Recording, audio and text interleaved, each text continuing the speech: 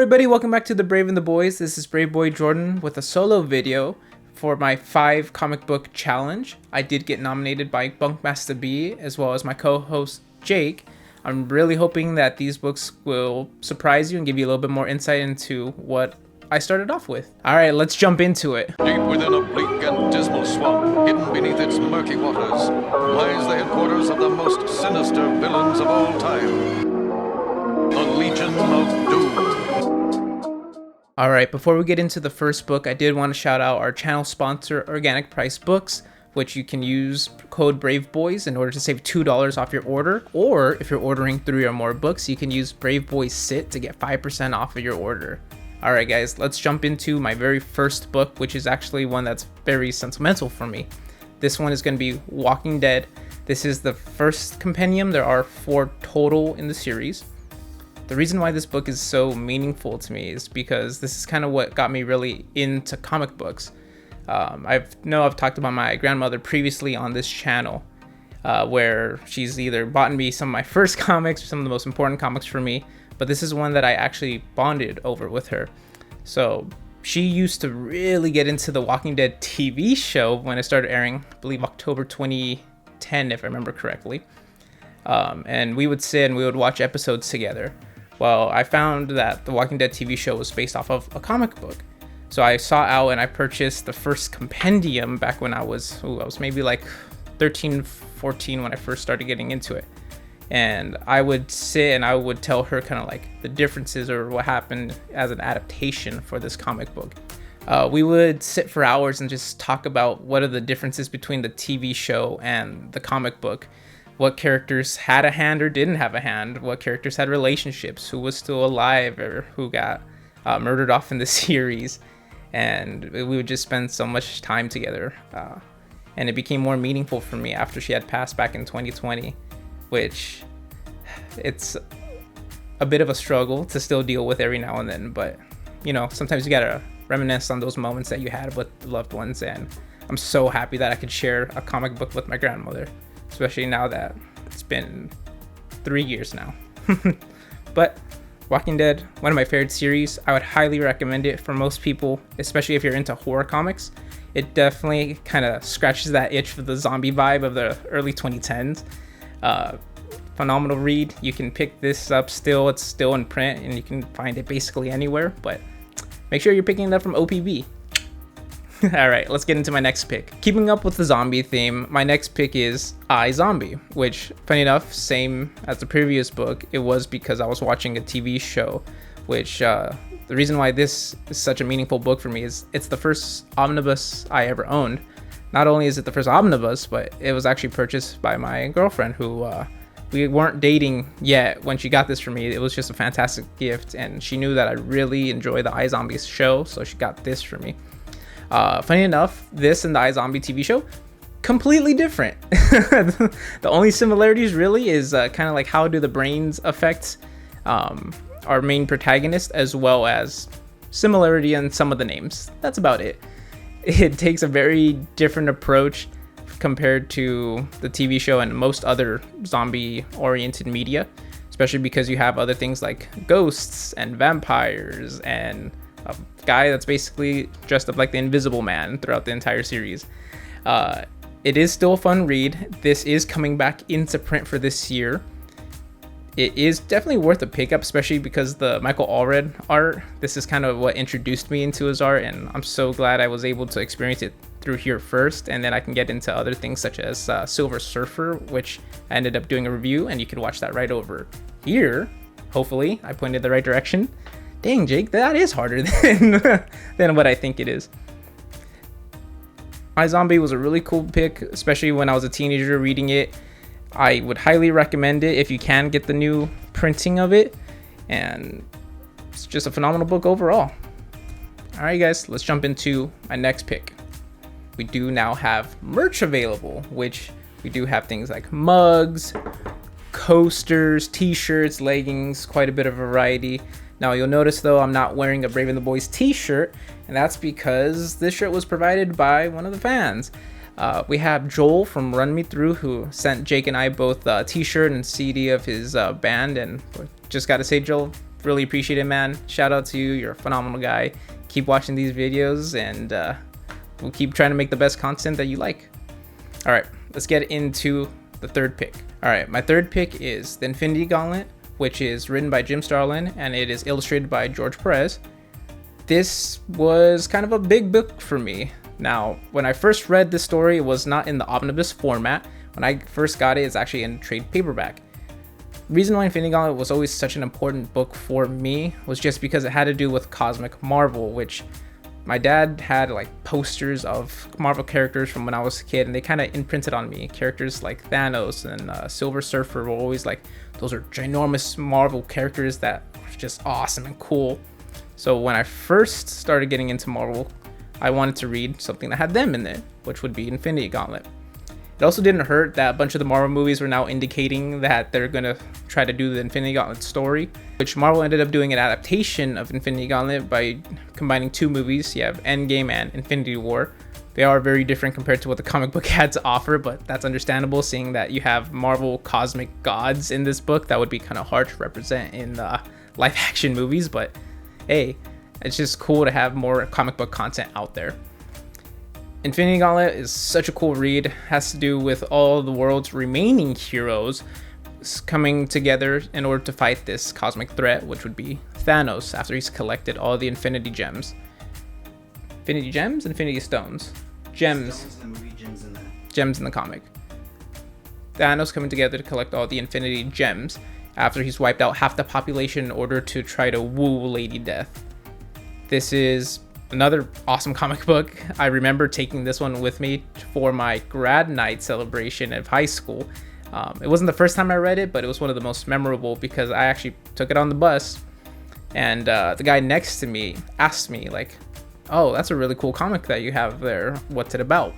And it was my first time actually trying to explain comic books to somebody else.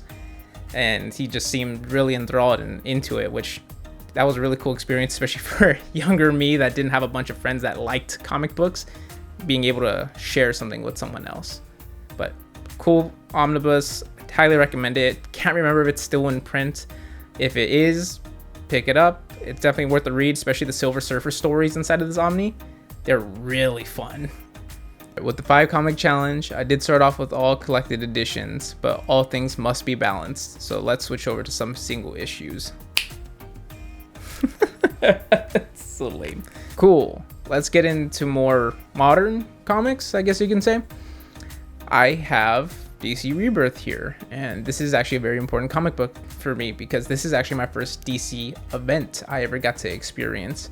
Now, there's been a bunch of DC events, a lot of different crises that are out there, but those were all before my time, before I was reading comics or really getting into understanding them. This here was the first time ever where they're announcing like, this is a whole new thing where we're going to try to fix continuity. By now I had read a couple comics. I had read some Superman from New 52, Batman from New 52, and I was thrilled to get something brand new, fresh. I was so excited, especially for the main event, seeing some posts from New York at Midtown Comics for the release night for this. I went very next day to pick up my issue, which I do have my #1 first printing here. Is it worth much? Probably not. They made thousands, hundreds of thousands of these issues. It has 4 reprintings, if I remember correctly, and you can still pick up the deluxe edition, I think, as well as a trade paperback version of it as well. It's such a fun event to read, seeing the return of Wally West's Flash back into the DC universe after he had kind of been removed from continuity in the New 52. It's such a big inspirational comic as well, bringing back hope to the DC universe, and as well as tying in something that Alan Moore definitely does not want or say that it's part of his creation, but Watchmen into the DC universe, which ended up ending in Doomsday Clock, technically. You can check out our video as far as Watchmen in the DC comics right over there in order to get a better understanding of what that's all about. But DC Rebirth, phenomenal event. I'm glad it was something that I was able to experience firsthand, and I look forward to more of what DC has to offer. Now, my final pick actually spins off of what DC Rebirth was or is, and we're going to be talking about Batman #1 by Tom King. All right, let's check out that comic book. All right, like I said, my last pick is going to be Batman by Tom King. Now I do have my number ones here, and I should say these are not all my copies of number ones. I have 2 of this cover. I really enjoyed this cover, which I ended up finding the artist, which is Rafael Grandpa, and he does have amazing art as well, and I love the detail of it. I also have other ones like the Free Comic Book Day cover. I have too many at this point, in all honesty. But Batman number 1 is a super important book for me, just because not only was it my first Batman run that I was collecting as a single issue, but because it also helped connect people like me and Jake together, where we were able to talk about DC Rebirth, Tom King's Batman run, what was currently going on with comics, and it just helped create a stronger bond between us. Now, talking about Jake, I should say he did make me have to sign a contract, and it is now obligatory for me to show his version of Batman Deluxe Edition number 1, which not only do I have to show his version of it, I also have to show the marking inside, which is a little picture drawn by Mitch Gerald, as well as signed by Tom King. Jake's behind the camera making sure that I say everything correctly. Please send help. Okay, now that that segment is over and the 10 seconds of me talking about that is ended, Batman number 1. For some people, it's a controversial comic book because it kind of put Batman in a really weird state for a little bit, where he was more self-deprecating and he was ready to die and move on. Me reading this as a first comic, like individual issue of Batman, dude, this is bad ass. Batman piloting a plane from the outside, having new superheroes to come to Gotham Girl. Dude, the end issue 6 of this first run, phenomenal. Seeing the whole Justice League get their ass beaten by Gotham just for, I won't spoil it. You guys can read it to find out. We've talked about this comic too much already. All right, we've talked enough about Batman. He's been a quintessential part of the Brave and the Boys since some of the first episodes, which you definitely should not watch some of the first episodes. I always say start at episode 10 for us and move on from there. For Batman, because he's such a big run for us, I am doing a giveaway for Batman's Volume 3 and 4, which is I Am Bane and War of Broken Riddles. The true reason why I'm doing the giveaway, I organized Jake's shelf earlier today, and he had 2 copies of these and the deluxe editions. It's a great run, but like at some point it's too much, right? I also have the single issues. And he has the single issue. Oh my, quadruple dipping at this point.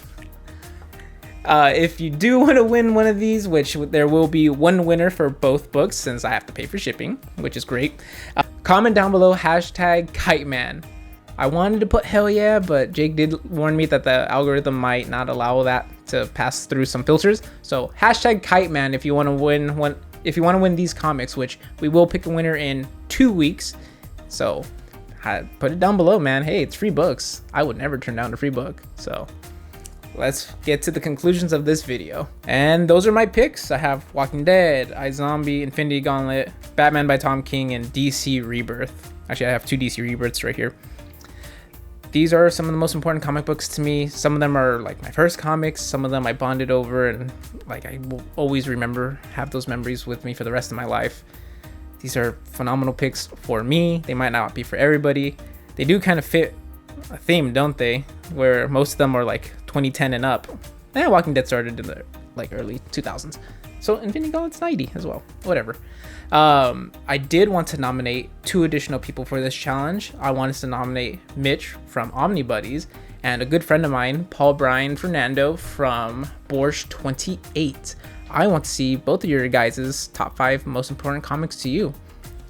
Alright guys, that's going to be the video for today. Like I said before, if you really like this channel, check out our Redbubble if you want to get some merch. Like the video down below if you like my picks, or if you like Jake as well. I promise he'll be back later this week.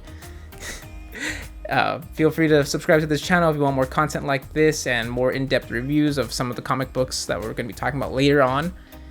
Alright guys, y'all have a great rest of your day. Keep reading those comics and stay bold.